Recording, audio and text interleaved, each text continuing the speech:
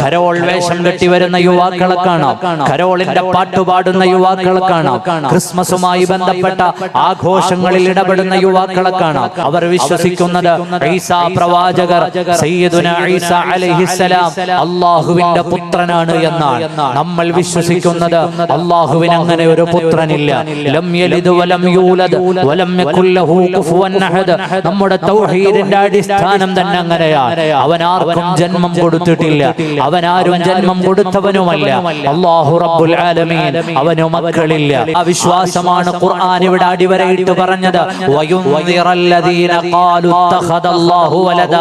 അല്ലാഹുവിന്റെ കലാം അവതരിച്ചത് എന്തിനാണ്? അല്ലാഹുവിന് മക്കളുണ്ട് എന്ന് പറയുന്നവരെ ശക്തമായി താക്കീത് ചെയ്യാനാണ്. അല്ലാഹുവിന് അങ്ങനെ ഒരു മക്കളില്ല, സർവരിലും പരിശുദ്ധനാണ്. ആ റബ്ബിലേക്ക് മക്കളെ ചേർത്ത് പറയാനും പാടില്ല.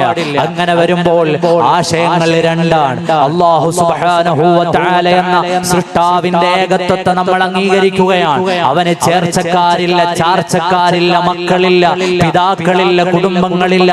ഇതൊന്നുമില്ലാത്തവണ്ണം പരിശുദ്ധനായ റബ്ബിനെയാണ് നാം എല്ലാവരും വിശ്വസിക്കുകയും സുജൂദ് ചെയ്യുകയും ആരാധിക്കുകയും ചെയ്യുന്നത്. നമ്മുടെ സഹോദരങ്ങളായ ക്രൈസ്തവ വിശ്വാസികൾക്ക് ഈസാ പ്രവാചകർ അലൈഹിസ്സലാം യേശു ക്രിസ്തുവിനെ അവർ കാണുന്നത് ദൈവത്തിന്റെ പുത്രനായിട്ടാണ്. അങ്ങനെ വരുമ്പോൾ വിശ്വാസപരമായി നാം രണ്ടു ചേരിയിലാണ്. അവിടെ വേറൊരു കാര്യം കൂടി നമ്മൾ ചിന്തിക്കേണ്ടതുണ്ട്. ആലോചിച്ചു നോക്കൂ, ഭൗതികമായ അധികാരങ്ങളും താല്പര്യങ്ങളും മുന്നിൽ വെച്ച് പ്രവർത്തിക്കുന്ന ധാരാളം രാഷ്ട്രീയ പാർട്ടികൾ നമ്മുടെയൊക്കെ നാട്ടിലില്ലേ? ആ രാഷ്ട്രീയ പാർട്ടികളിൽ നിന്ന് ഒരാൾ മറ്റേ രാഷ്ട്രീയ പാർട്ടിയുടെ പരിപാടികളിൽ പങ്കെടുക്കുന്നു, അവരുടെ കൊടി പിടിക്കുന്നു, അവരുടെ തോരണങ്ങൾ തൂക്കുന്നു, അവരുടെ ആഘോഷങ്ങളിൽ പങ്കെടുക്കുന്നു. എന്താണ് സംഭവിക്കുക? അയാൾക്ക് മെമ്പർഷിപ്പ് ഉള്ള പ്രസ്ഥാനം ഏതാണോ ആ പ്രസ്ഥാനം പ്രാഥമിക അംഗത്വത്തിൽ നിന്ന് അയാളെ പുറത്താക്കും. അയാളിനി ഞങ്ങളുടെ മെമ്പറല്ല, അയാളിനി ഞങ്ങളുടെ മെമ്പറല്ല. എന്തുകൊണ്ടാണ്? ഇവിടെ രാഷ്ട്രീയ പ്രസ്ഥാനങ്ങൾ തമ്മിൽ സ്വരച്ചേർച്ചയില്ലാത്തത് കൊണ്ടല്ല. ഒരാശയത്തിൽ വിശ്വസിക്കുകയും ആശയത്തോടൊപ്പം നിൽക്കുകയും ചെയ്യുമ്പോൾ അതിനെതിരെ വരുന്ന ആശയങ്ങളിൽ നിന്ന് ആശയപരമായ വ്യത്യാസങ്ങൾ ഉണ്ടാവുകയും ആചാരപരമായ മാറ്റങ്ങൾ ഉണ്ടാവുകയും ചെയ്യേണ്ടത് അത്യാവശ്യമാണ്. അതുകൊണ്ടാണ് ഒരു രാഷ്ട്രീയ പ്രസ്ഥാനത്തിൽ വിശ്വസിക്കുന്നയാൾ മറ്റേ രാഷ്ട്രീയ പ്രസ്ഥാനത്തിന്റെ പരിപാടികളിൽ, തോരണങ്ങളിൽ കൊടികളേന്തി അല്ലെങ്കിൽ ആഘോഷങ്ങളിൽ പങ്കെടുക്കുമ്പോൾ അയാളുടെ പ്രാഥമിക അംഗത്വത്തെ ഒഴിവാക്കുന്നത്. മുസ്ലിങ്ങളുടെ വിശ്വാസം ഈസാ അലൈഹിസ്സലാം അവിടുന്ന് പ്രവാചകനാണ്, അല്ലാഹുവിന്റെ നബിമാരുടെ കൂട്ടത്തിലെ നബിയാണ്. മാത്രമല്ല അത്ഭുതകരമായ ജനനത്തിനുടമയാണ്. അത് ഈസാ നബി മാത്രമല്ല. ഇന്ന മസല ഈസാ ഇൻദല്ലാഹി കമസലി ആദം. അല്ലാഹുവിന്റെ ഖുർആൻ അത് അടിവരയിടുകയാണ്. ഈസാ നബിക്ക് ഉമ്മയെങ്കിലും ഉണ്ടായിരുന്നല്ലോ. ഉമ്മയും ഉപ്പയും ഇല്ലാതെ അല്ലാഹു ജന്മം കൊടുത്തൊരു നേതാവ് ഇവിടെ ബാക്കിയില്ലേ? മഹാനരായ അബൂന അബുൽ ബശർ ആദം അലൈഹിസ്സലാം. അവർക്ക് ഉമ്മയുണ്ടായിരുന്നില്ല, ഉപ്പയുണ്ടായിരുന്നില്ല. അവരെ അല്ലാഹു തആല പടച്ചതല്ലേ. അപ്പോൾ പിതാവില്ലാതെ സൃഷ്ടിക്കപ്പെട്ടു എന്നതുകൊണ്ടാണ് ഈസാ പ്രവാചകർ അത്ഭുതമാകുന്നതെങ്കിൽ അതിലും മേലെയുള്ള അത്ഭുതമാണ് ആദമെന്ന് ഖുർആൻ. മസല ഈസാ ഇൻദല്ലാഹി കമസലി ആദം. ആദമും ഈസയും ഒക്കെ അല്ലാഹുവിങ്കൽ ഒരുപോലെ തന്നെയാണ്. ഓ വിശ്വാസികളെ, നമ്മൾ ഈ വ്യത്യാസത്തെ ശരിയായി മനസ്സിലാക്കുക. ഇതാണ് വ്യത്യാസം. ആശയപരമായി മതപരമായി നമുക്കിടയിലുള്ള വ്യത്യാസം. അങ്ങനെ വരുമ്പോൾ ക്രിസ്മസ് ഒരു മത ചടങ്ങാണ്. ആ ചടങ്ങിലേക്ക് വേഷം കെട്ടി ആചാരങ്ങളും അനുഷ്ഠാനങ്ങളും എടുത്തണിഞ്ഞ് എത്തിച്ചേരേണ്ടവരല്ല മുസ്ലിങ്ങൾ എന്ന തിരിച്ചറിവ് നമുക്കുണ്ടാകണം. അങ്ങനെ ഒരു മതത്തിന്റെ വിശ്വാസങ്ങളിൽ പങ്കുപറ്റിക്കൊണ്ടല്ല ഇവിടെ മതസൗഹാർദ്ദം നിലനിർത്തേണ്ടത്. നമുക്ക് രണ്ട് പെരുന്നാളുകളില്ലേ? തക്ബീർ ചൊല്ലി നമ്മളൊക്കെ പെരുന്നാളിന് പള്ളിയിലേക്ക് വരാറില്ലേ? അല്ലാഹു അക്ബർ, അല്ലാഹു അക്ബർ എന്ന് ചൊല്ലിയിട്ട് വരുമ്പോ ക്രൈസ്തവ സഹോദരങ്ങൾ അതുപോലെ തക്ബീർ ചൊല്ലി പുതിയ വസ്ത്രം ധരിച്ച് നമ്മുടെ കൂടെ പെരുന്നാളിന് പള്ളിയിലേക്ക് വരാറുണ്ടോ? നിങ്ങൾ ആലോചിച്ചു നോക്കൂ. ഉളുഹിയ്യത്ത് നടത്തുന്ന സമയത്ത് ആ സഹോദരങ്ങൾ നമ്മളോടൊപ്പം ചേർന്നത് നിർവഹിക്കാറുണ്ടോ? തീർച്ചയായുമില്ല. എല്ലാ മതങ്ങൾക്കും അവരുടേതായ നിയമങ്ങളും നിഷ്ഠകളും ചിട്ടകളുമുണ്ട്. അതിനെ നാം ആദരിക്കുന്നു. ശബരിമലയിലേക്ക് പോകുന്നയാൾ അവർക്ക് ഇഷ്ടപ്പെട്ടതെല്ലാം കഴിക്കാൻ പറ്റില്ല. ആ വസ്ത്രം ധരിച്ചു കഴിഞ്ഞാൽ അതിന്റെ മഹത്വത്തെ മനസ്സിലാക്കിക്കൊണ്ട് ആ വസ്ത്രത്തിന് യോജിച്ചതേ, അവരുടെ യാത്രയ്ക്ക് അനുഗുണമായതേ പിന്നീട് അവർക്ക് കഴിക്കാൻ കഴിയുകയുള്ളൂ. ഇങ്ങനെ എല്ലാ മതങ്ങളും എല്ലാ പാർട്ടികളും എല്ലാ രാജ്യങ്ങളും കൃത്യമായ നിഷ്ഠകളും ചിട്ടകളും ലോകത്ത് വെച്ചിട്ടുണ്ട്. നിയമങ്ങൾ ലോകത്ത് പറഞ്ഞിട്ടുണ്ട്. അതുപോലെ അള്ളാഹുവിന്റെ മതം നമുക്ക് ശരിയായ വഴി കാണിച്ചു തരുകയാണ്. സൗഹാർദ്ദം നിലനിൽക്കുക തന്നെ വേണം. അന്യമതസ്ഥരുടെ ആരാധനാലയങ്ങളെ, അന്യമതസ്ഥരുടെ ആരാധ്യ പുരുഷന്മാരെ തെറി പറയാൻ പാടില്ല എന്ന് പഠിപ്പിക്കുന്ന മതം. എന്നാൽ ആചാരങ്ങളിലും അനുഷ്ഠാനങ്ങളിലും അവരുടെ ആചാരങ്ങളെ വാരിപ്പുണരുന്നതിന്, അനുഷ്ഠാനങ്ങളെ വാരിപ്പുണരുന്നതിന് ശരിയായി അള്ളാഹുവിന്റെ മതം നിരോധിക്കുകയാണ്. അവരുടെ വിശ്വാസത്തോടാണോ സാദൃശ്യമാകുന്നത് അവരിൽപ്പെട്ടവനാണ് എന്ന് അള്ളാഹുവിന്റെ മതം നമ്മെ പഠിപ്പിക്കുകയാണ്. നമ്മുടെ വിശ്വാസം നമുക്ക് പരമപ്രധാനമാണ്. ആ വിശ്വാസത്തെ മുറുകെ പിടിച്ച് ജീവിക്കൂ. ലാ ഇലാഹ ഇല്ലല്ലാഹ് എന്ന വിശ്വാസമാണ് നമ്മുടേത്.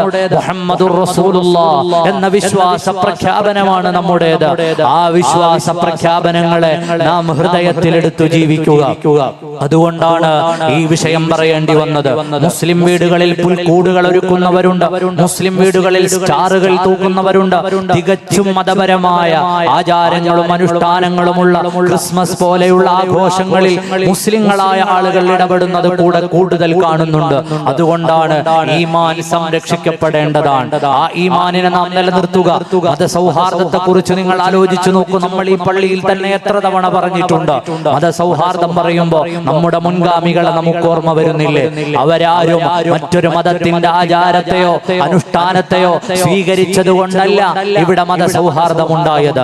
1400 കൊല്ലം പഴക്കമുള്ള പരിശുദ്ധമായ ഇസ്ലാമിന്റെ പ്രൗഢമായ കേരളീയ പാരമ്പര്യ പരിസരത്ത് തലയെടുപ്പുള്ള എത്ര മഹത്തുക്കൾ ജീവിച്ചിരുന്നിട്ടുണ്ട്. നമ്പുറം തങ്ങൾ ജീവിച്ചിരുന്നിട്ടുണ്ട്, ഉമർ ഖാദി ജീവിച്ചിരുന്നിട്ടുണ്ട്. എണ്ണിയാലൊടുങ്ങാത്ത മഹത്വമുള്ള മനുഷ്യർ ഇവിടെ കഴിഞ്ഞു പോയിട്ടുണ്ട്. അവരാരും മറ്റൊരു മതത്തിന്റെ ആചാരത്തെ സ്വീകരിച്ചത് കൊണ്ടല്ല ഇവിടെയുള്ള ജനങ്ങൾ അവരെ കൈനീട്ടി സ്വീകരിച്ചത്. അവരവരുടെ മതത്തിൽ മൂല്യങ്ങൾ മുറുകെ പിടിച്ച് ജീവിച്ചപ്പോഴാണ് അവരെ തേടി ആളുകൾ വന്നത്, അവരെ ഇഷ്ടപ്പെട്ടത്, അവരുടെ കൂടെ ആളുകൾ ഉണ്ടായത്. അവരിവിടെ മതസൗഹാർദ്ദം നിലനിർത്തിയത് അങ്ങനെയാണ്. നമുക്ക് നമ്മുടെ ആചാരങ്ങൾ, നമ്മുടെ അനുഷ്ഠാനങ്ങൾ, നമ്മുടെ സഹോദരങ്ങൾക്ക് അവരുടെ മതം, അവരുടെ അനുഷ്ഠാനങ്ങൾ, അവരുടെ ആചാരങ്ങൾ അങ്ങനെ തന്നെയല്ലേ വേണ്ടത്? എല്ലാവർക്കും അവരവരുടെ ആചാരങ്ങളും അനുഷ്ഠാനങ്ങളും ഒക്കെ നിർവഹിക്കാൻ പറ്റിയ ഒരു രാജ്യവും ഒരു ഭരണഘടനയും ആ വൈവിധ്യങ്ങളെ ഉൾക്കൊണ്ടുകൊണ്ട് തന്നെ മുന്നോട്ട് പോകണമെന്ന് പ്രിയപ്പെട്ട മുസ്ലിം സഹോദരങ്ങളോട് ഓർമ്മപ്പെടുത്തുകയാണ്. ഇന്നത്തെ ഫലസ്തീനിലെ ബത്ലഹേം ചർച്ച് ഓഫ് നേറ്റിവിറ്റിയിലാണ് ബഹുമാനപ്പെട്ട ഈസാ പ്രവാചകർ പിറന്നത് എന്ന ചരിത്രം പറയുന്നുണ്ട്. ആ പ്രദേശത്തിന്റെ ഇന്നത്തെ അവസ്ഥ എന്താണ്?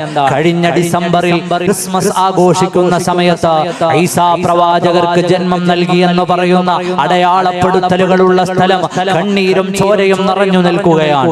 ഇന്നും അവിടുത്തെ അവസ്ഥ അങ്ങനെയൊക്കെയല്ലേ?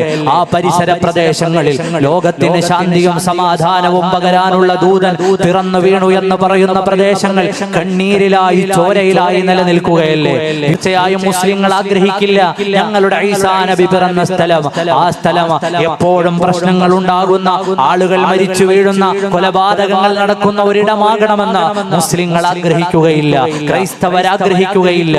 ആ സ്ഥലത്തിന്റെ ശാന്തിയും സമാധാനവും തിരിച്ചെടുക്കേണ്ടത് ലോകത്തിന്റെ അത്യാവശ്യമാണ്. നമ്മുടെ മക്കൾ, നമ്മുടെ സഹോദരങ്ങൾ അള്ളാഹുവിന്റെ പരിശുദ്ധമായ ദീനിൽ നിന്ന് തെറിച്ചു പോകുന്നതിനെ ഗൗരവമായി കണ്ട് അവരെ കാര്യങ്ങൾ വ്യക്തമായി പറഞ്ഞു മനസ്സിലാക്കേണ്ടതുണ്ട്. ശുദ്ധമായ ദീൻ എന്ന് പറഞ്ഞാൽ അതേതെങ്കിലും ആരാധനകളിൽ ഒതുങ്ങുന്നതല്ല, സമ്പൂർണമായ ഒരു ജീവിത പദ്ധതിയാണ്.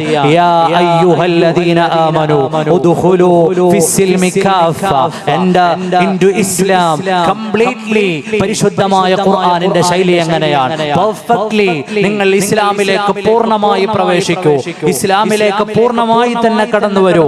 ഒരിക്കലും നിങ്ങൾ വലാ തത്തബിഉ ഖുതുവാത്തി ശൈത്താൻ ഇന്നഹു ലക്കും അദുവ്വുൻ മുബീൻ. വിശ്വാസികളെ ഇസ്ലാമിലേക്ക് പരിപൂർണമായി പ്രവേശിക്കൂ. എല്ലാത്തിലും പരിശുദ്ധമായ മതത്തിലേക്ക് പ്രവേശിച്ചുകൊണ്ട് അള്ളാഹുവിന്റെ മതത്തെ അറിയുകയും പഠിക്കുകയും ചെയ്യൂ.